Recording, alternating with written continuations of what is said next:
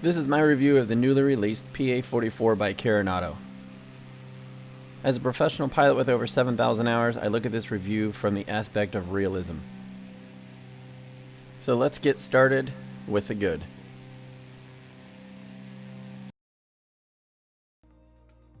The Carenado Piper Seminole was downloaded from the Microsoft Store. It was a very simple task, and it does come with 5 different paint schemes. One of the first things that struck me with this airplane was the fact that it was easy to control on the ground, unlike the default aircraft in Flight Sim 2020. Right here I'm using rudder. I'm using an amount that normally would take an airplane off the runway with the default aircraft. This one just does not do that. This behaves a lot more like a real airplane.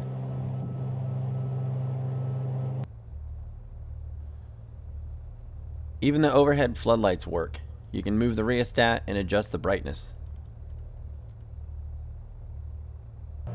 It also has great cockpit lighting, which is fully adjustable for night flights. It even has movable sun visors on the back of the sun visor. Also has a performance chart, which Piper actually puts in their real airplanes. It even has a takeoff checklist on the left and a landing checklist on the right. In addition to that, there is an iPad that comes up on the yoke that I'll show you here in a little bit.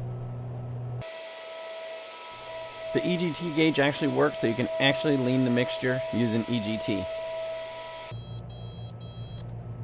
One thing in Flight Sim 2020, well, another thing in Flight Sim 2020 that doesn't work is when you feather the prop, it does not stop. It just keeps going. For example, in the bearing, it'll just keep on spinning.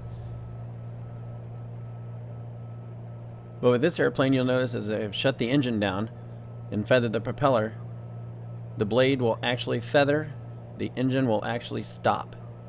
Like that. And that is what it's supposed to look like. It looks just like that in real life.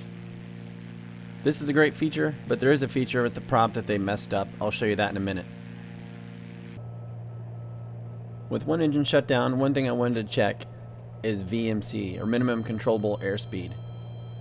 With minimum controllable airspeed, you'll get to a slow enough speed with full power on the operating engine that this will happen. The airplane will bank towards the dead engine to recover, throttles to idle, raise the nose, and as the nose comes up, airspeed increases, you can bring in power on the good engine. I think they did a good job on the flight dynamics of this procedure. I also did a series of stalls and spins, even though it's not advisable to spin a multi-engine airplane like this, but the recovery was realistic and you had to use proper procedure to get out of the spin, so I was pleased with that overall. Another thing I like here, if you look on the right, the sun shining off the back of the propeller really looks like that in real life. I also did an ILS approach. I wanted to see how it would work. It did a phenomenal job. It tracked the localizer perfectly and tracked the glide slope perfectly. It did a flawless job, and this is sped up 8 times, and in both the needle and the glide slope indicator stayed center the whole time.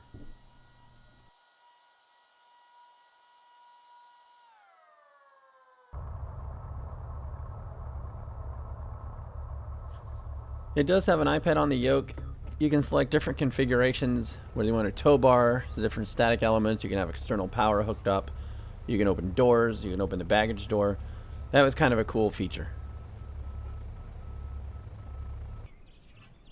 Once all those items are selected and the power's off and the brake is set, you can see all those show up. They are animated.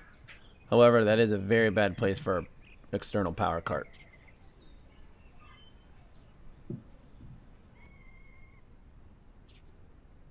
As I said earlier, it does include a takeoff checklist on the iPad.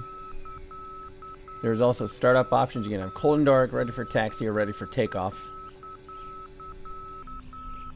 You can page through the different screens. When you're done with it, you can press the power button. It will turn off.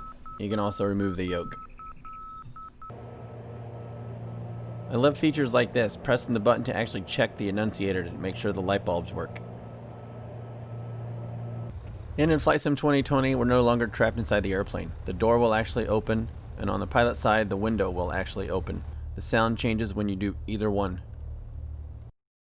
And now for the bad. Luckily, there's not very much on this list.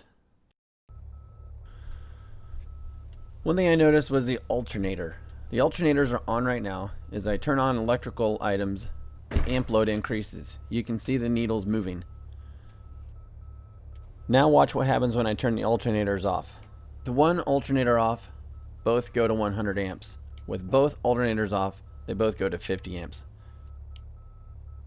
But as you'll see, as I turn them both back on and then load the system by turning on a fuel pump, the left side rises a little bit and then acts correctly.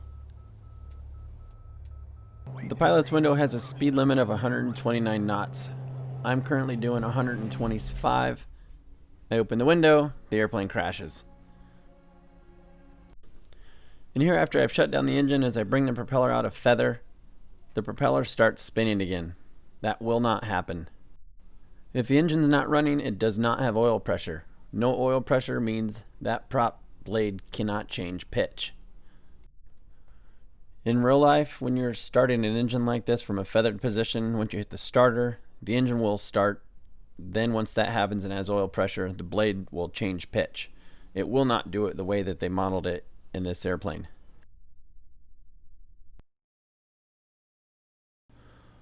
Overall, I think this is a great airplane. It's a great add-on for anybody that likes flying small general aviation twin-engine aircraft. And believe it or not, this is the first Carenado airplane I've ever bought in any flight simulator. I usually don't buy them, I just get the free ones, but you get what you pay for. I did like the airplane. It flies nice. The instrument panel is fantastic. Everything works. It's easy to read. And even things like the cowl flaps are properly modeled. You can open the cowl flaps and they're actually open on, you can see them on the bottom of the cowling from certain views. So that's a nice feature too. They also did a great job with the sound. When the props aren't synced, when they're different speeds, the sound that they make are identical to what you would hear in a twin engine airplane. Also, the overall controllability is good. The only thing I didn't like is the pitch. The pitch was a little bit too sensitive, but it's not bad, and it's something that you can get used to real quick. Another thing that I'm not real fond of is the price. I thought $30 US for what you get was kind of on the high side. It is a good airplane. They did a good job. There's only a few mistakes that I mentioned, but overall I think they would sell a lot more if it was more like $20. For what they charge for $30 US at the time of this video, that would be a price that I would pay more for a large airliner that's fully functioning with a full FMS. But if you're like me and you care about realism, then I think it's a good purchase. Thank you for watching. I hope you enjoyed this review. Happy flying.